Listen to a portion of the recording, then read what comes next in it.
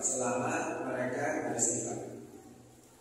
Kalau dalam korelasi kedokteran, korelasi medis, seseorang atau mereka itu tidak akan kena penyakit, tidak dianggap berupa penyakit selama beristighfar. Lebih ditekankan lagi bahwa mereka yang beristighfar itu pasti tidak kena penyakit. Sederhananya seperti itu. Maka kemudian muncul berbagai hipotesa bagaimana kemudian istighfar itu kok bisa menyehatkan. Jadi hipotesa pertamanya, istighfar itu mampu menyehatkan, mampu mencegah penyakit, mampu menyembuhkan penyakit. Di sisi yang lain, istighfar itu tidak ada efeknya. Ternyata yang terjadi berbeda pernapasan kita. Padahal orang beristighfar itu, penelitian Dr. Aisyah katakan, yang keluar dulu CO2-nya. Jadi setelah selesai mengucapkan astagfirullahaladzim, itu CO2-nya keluar dulu. Dalam benak panjenengan, kalau CO2-nya keluar dulu, hirup oksigennya jadi berapa? Ini tadi kan 1:1. Tahu ini dikeluarkan dulu, berarti ruangan ini kan kosong. Kalau kosong, hidupnya berapa berarti? Oksigennya. Betul. Penelitian itu memang mengatakan hampir 2 kali lipatnya kalau orang beristighfar. Tentu tidak bisa 2 kali lipatnya. Kenapa? Karena keluarnya oksigen keluarnya karbon dioksida kalau pernafasan normal itu karena ada oksigen masuk, CO2-nya keluar. Nah kalau itu tadi CO2-nya keluar dulu, artinya CO2-nya itu tidak terdesak oleh oksigen dulu, maka keluarnya tidak mutlak 3 liter. Penelitian itu menunjukkan kalau orang beristighfar yang dikeluarkan CO2 3 liter tadi itu ternyata yang masuk 5 liter. Ini yang menjadi titik pangkal. Makanya saya harus menerangkan pembuluh darah yang nempel di paru-paru itu, tempat bertukarnya udara ini, dikarenakan pada saat seseorang itu beristighfar, CO2-nya keluar dulu, baru kemudian menghirup oksigen. Hasilnya oksigennya hampir 2 kali lipatnya. Keluar 3 liter, masuk oksigennya menjadi 5 liter.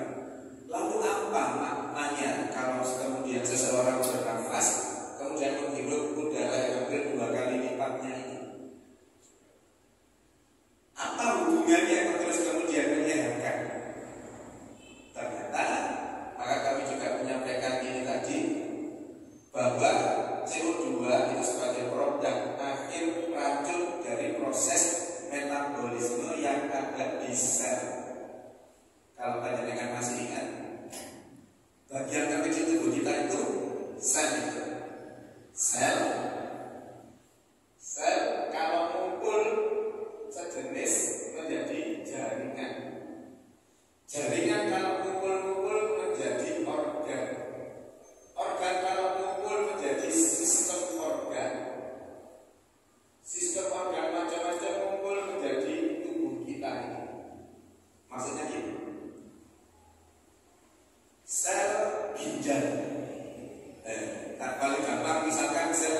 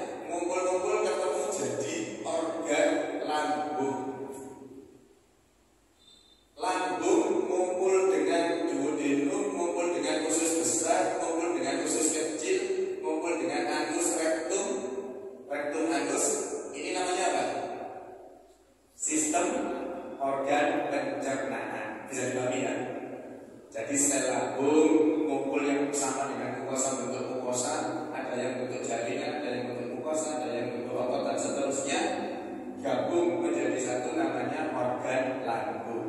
Organ lambung gabung dengan trakea, dengan tenggorokan, dengan lidah, dengan duodenum, usus dan seterusnya menjadi sistem pencernaan. Sistem pencernaan ketemu dengan sistem pernafasan, ketemu dengan sistem perdarahan, jadilah tubuh kita ini.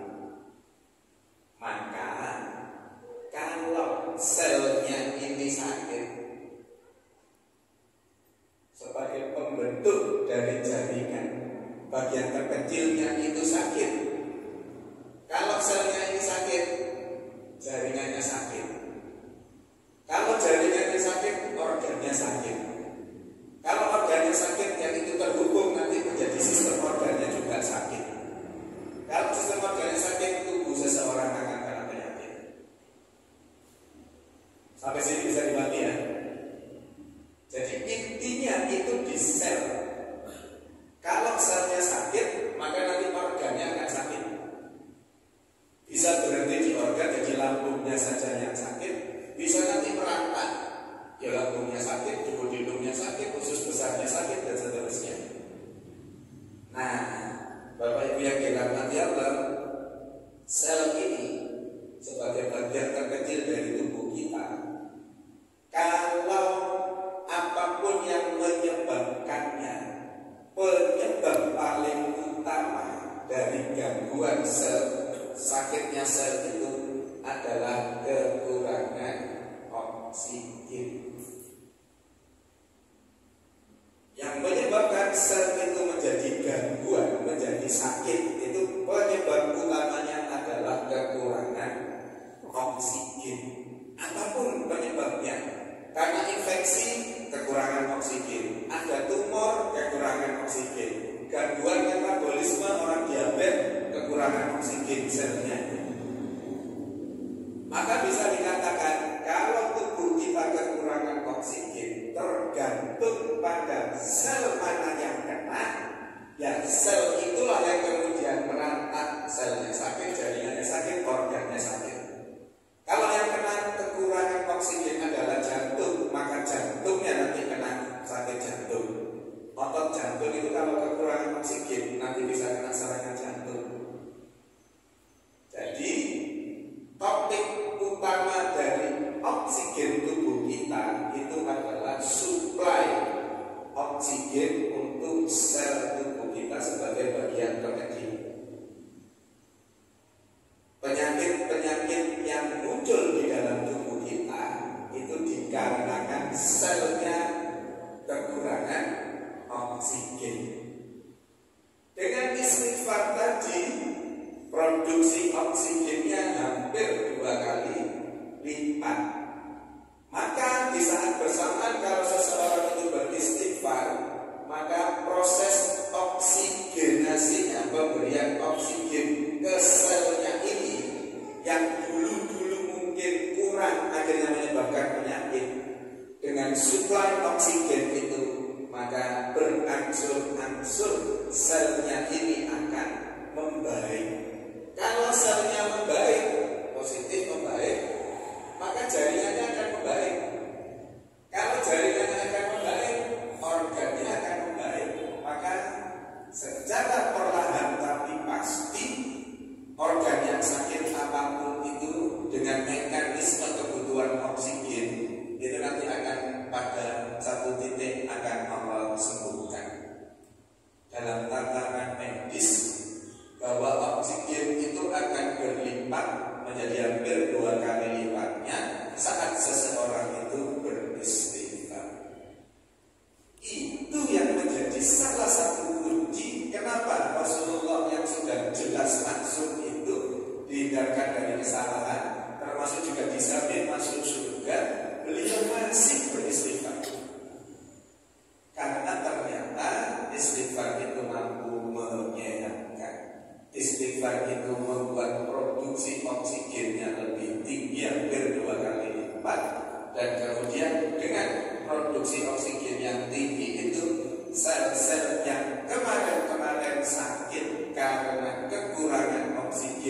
karena itu menjadi penyebab paling dominan terpenuhi kebutuhan oksigennya, maka yang terjadi sel itu akan ada perbaikan. Lambat laun akan membaik, dan kemudian Allah sembuhkan. Maka dalam konteks istighfar dengan penyakit ini tidak bisa istighfar itu dalam bahasa Sidoarjonya sakit itu. Hari ini istighfar 1000 kali gitu misalkan ya. 1000 kali terus tidak bisa. Karena ini butuh proses, butuh keistiqomahan. Maka di sana itulah kemudian muncul kenapa Rasulullah menuntunkan seperti itu. Salah satu rahasianya karena orang-orang yang beristighfar secara rutin dalam konteks ini adalah dalam satu hari 70 sampai 100 kali itu oksigenasinya membaik terus. Kapan kemudian istighfar itu mampu menyembuhkan penyakit? Wallahu a'lam. Kenapa kok bisa wallahu a'lam? Karena memang hanya Allah yang tahu. Karena hanya Allah yang mampu mengintervensi. Hanya Allah yang mampu mengintervensi penyakitnya itu. Bahkan begitu bahwa Yasmin ketika sakit maka Allah yang menyembuhkan. Kapan intervensi Allah itu hadir? Secara kutip itu sakar oleh Gusti Allah. Kita bisa berikhtiar yang sebaik-baiknya. Dalam tataran teoritis medis, kalau kebutuhan oksigennya ini terpenuhi, secara otomatis juga nanti akan sembuh penyakitnya itu. Maka nanti kalau dengan melihat penyakit apapun itu nyampe di rumah sakit, itu oksigen akan sangat mutlak dibutuhkan. Melalui paru-paru yang diberi oksigen itu penyebabnya bukan hanya selalu di paru-paru. Barangkali ada yang pernah ngamar gitu. Walaupun sakitnya bukan paru-paru itu diberi oksigen.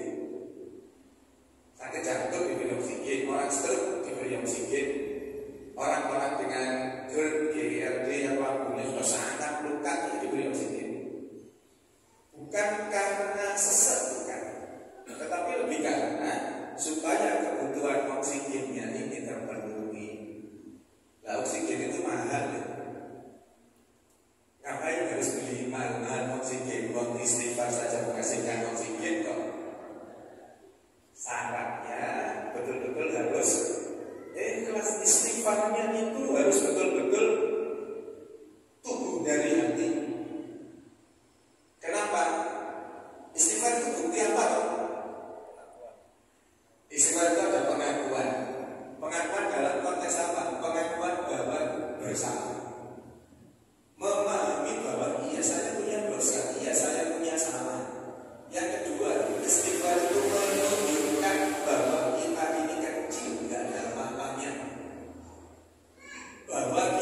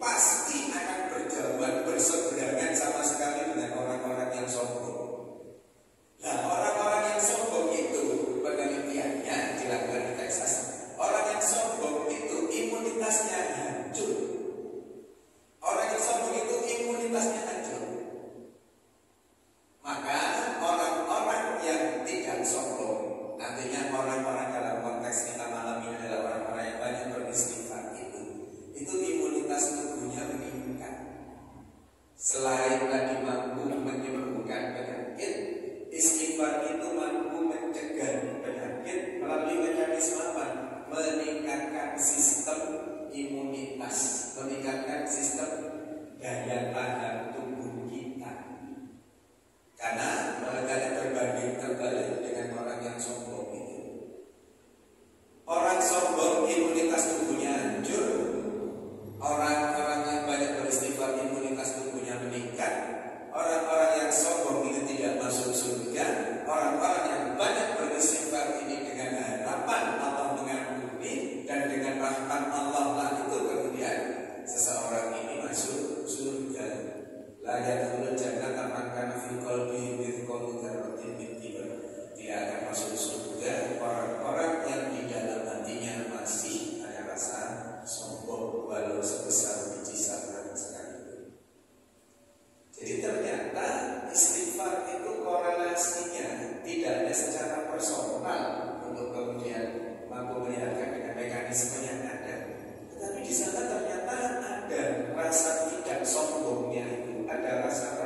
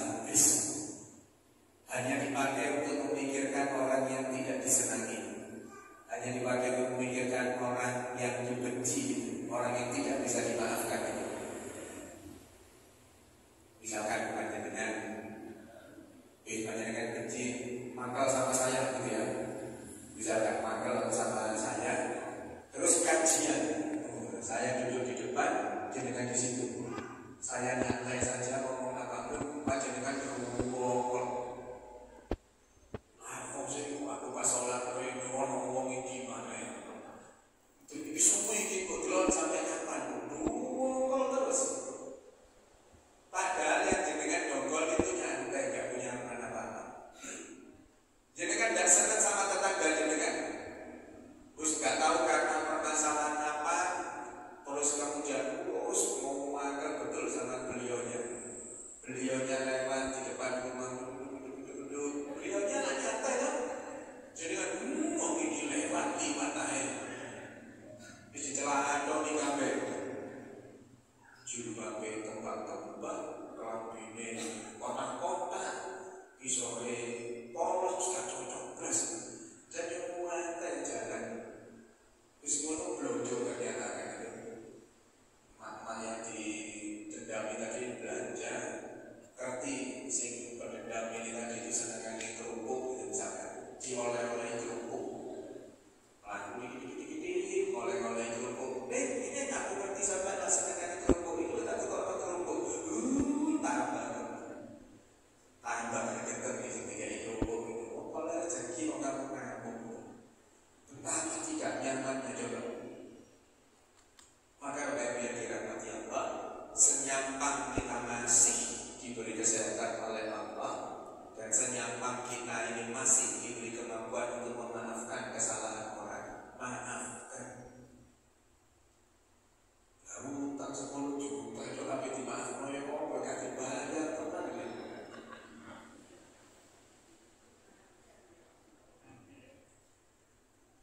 Jenengan kalau pernah membuktikan bahwa saat panjenengan membebaskan hutang, dalam konteks hutang yang itu bisa menjadi dendam sama orang ya. Dalam konteks hutang kalau panjenengan pernah membebaskan hutangnya orang 2 juta misalnya, atau 1 juta atau berapapun nilainya itu, panjenengan amati, panjenengan akan dapat lebih dari itu, diganti sama Allah dengan mekanismenya Allah.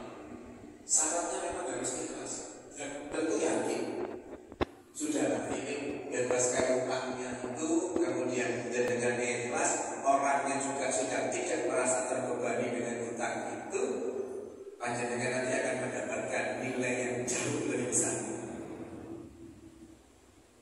Wah, semoga itu sampai yang enak ini karena gitu ya. Saya itu pernah ngutangi orang sampai 30 juta. 30 juta. Ditagih bulan kayak gitu ya. Diminta waktunya katanya nyicil katanya. Ya sudah, nyicil sudah. Terus berbulan-bulan sudah. Ya sudah, saya datangi rumahnya minta uang itu. Tetap dia tidak bisa. Memang tidak punya sudah. Ya sudah sesuai dengan skenario-nya beliau. Kemudian nyicil. Saat itu saya sama istri saya yang justru melakukan masalah ya harus diikhlaskan namanya. Diikhlaskan itu dalam artian orang yang bukan harus tahu kalau memang diikhlaskan. Jadi sudah lego dia, sudah tidak punya kepikiran itu, sudah akadnya selesai sudah, dan tidak menjadi beban bagi dianya nanti. Dia menuliskan gara-gara utang itu ambil menusul ke situ ada kok diputar ke terjatuh 30 juta ya udah langsung saya katakan itu wis 00 utangnya wis dia lunas, Gusti Allah sih nyampe. Setelah itu ya saya gak ingat waktunya. Setelah itu memang kemudian dapat rezeki yang bertubi-tubi gitu ya.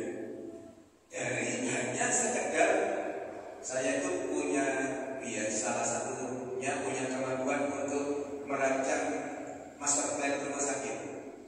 Jadi rumah sakit itu kalau akan mengembangkan sekian 5 tahun ke depan itu saya bisa tahun pertama nanti bangun ini, tahun kedua bangun ini, tahun ketiga bangun, dan seterusnya sampai tahun kelima itu. Sehingga bangunan yang dirancang itu sesuai breakdown tiap tahunnya itu saya memang sekolah untuk itu. Yang namanya gitu itu biasanya ngerjakan itu dalam satu proyek dengan nilai sekian miliar itu 4%-nya itu untuk master plan itu. Jadi misalkan pekerjaannya 100 miliar gitu ya, itu 4% 4 miliarnya untuk masa plan, untuk mengerjakan sampai detail bangunan dan seterusnya.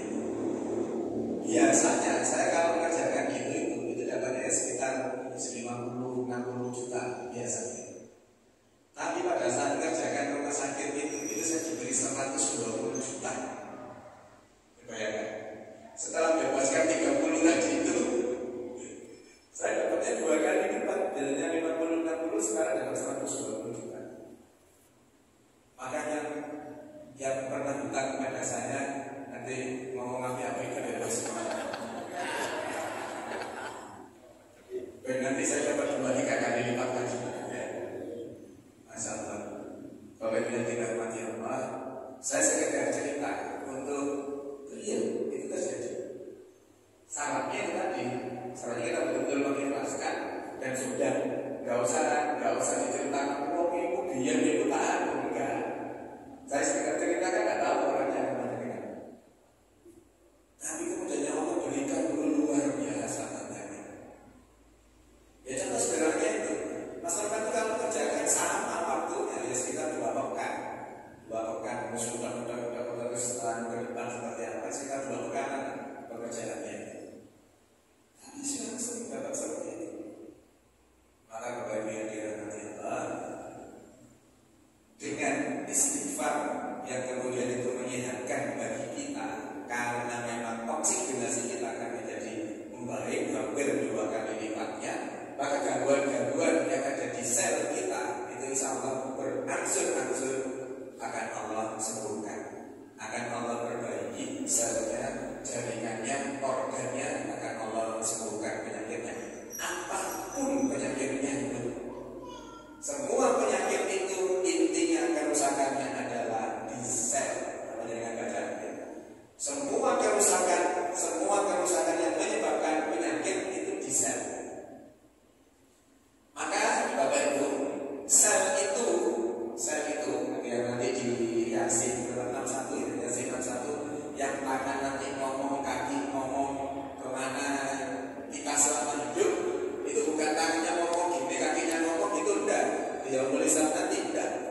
Tapi dalam tataran ilmu-ilmu tentang sel molekuler ini, yang ngomong itu ya selnya ini. Sel ini Bapak Ibu kalau masih ingat pelajaran SMA dulu, sel itu ada mitokondrianya, ada memori selnya, ada silianya. Jadi ada memori sel. Memori sel itulah yang akan menangkap semua kejadian tentang sel. Sementara sel itu menjadi penyusun dari tangan kita, organ kan? Sel itu menjadi penyusun dari kulit tubuh kita ini. Maka kulit tubuh kita ini nanti yang akan bercerita. Yang bercerita siapa? Selnya. Kok bisa selnya? Iya, selnya punya memori. Ibaratnya tubuh kita ini yang terdiri dari sel itu adalah flash disknya.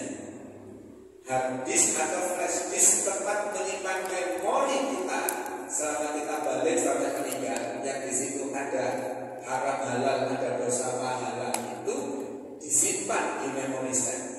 Saat yaumul hisab nanti kita ambil catur, saya bawa flash disk saya itu yang isinya memori sel sejak orang sampai kemudian meninggal, dan masukkan situ CPU-nya Allah, komputernya Allah, besar hebat itu, kita masukkan flash disk kita di situ. Terus ceritalah flash disk itu isinya. Mari kita ditimbang.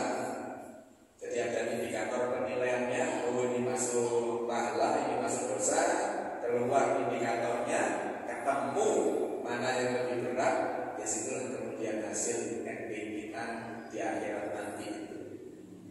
Kalau banyak pahala yang kemudian kita bisa berikan dan atas rahmat Allah pula, kita masuk surga. Masuk surga lewat neraka dulu atau langsung masuk surga, ya sebutan prerogatifnya Allah dengan rahmatnya itu. Jadi Bapak Ibu yang dirahmati Allah, secara neuroscience yang akan bicara itu adalah memori sel kita itu. Mana yang tidak Pada saat hipotalamus menangkap niat yang lillahi ta'ala, tulus ikhlas karena Allah, itu dia bereaksi. Tetapi saat tidak menangkap niatan tulus ikhlas itu, dia diam saja. Maka menjawab pertanyaan tadi, kalau istighfarnya itu betul-betul mengharap ampun kepada Allah ditangkap oleh hipotalamus, proses ini terjadi. Innamal a'malu binniyat, pada konteks ini mekanismenya adalah melalui hipotalamus itu. Begitu niatnya benar-benar kita memohon ampun kepada Allah, hipotalamus menangkap niat itu, hipotalamus mengkondisikan paru-paru untuk mengeluarkan karbon dioksidanya dulu, baru kemudian oksigennya masuk menjadi 2 kali lipatnya, hampir 2 kali lipatnya. Kalau salah-salah hipotalamus tidak menangkap niat itu, paru-parunya tetap tidak bergerak apapun, yang tidak terjadi proses itu. Maka secara romantis semua ini bisa kita peroleh asalkan niatnya betul-betul mengharap ampunan dari Allah. Kalau ini kan gue ngaji di sini sejak awal itu cerita tentang niat itu awal-awalnya. Makanya gue ngaji di sini terus. Ya, gitu ya. Saya kira itu. Boleh, sorry.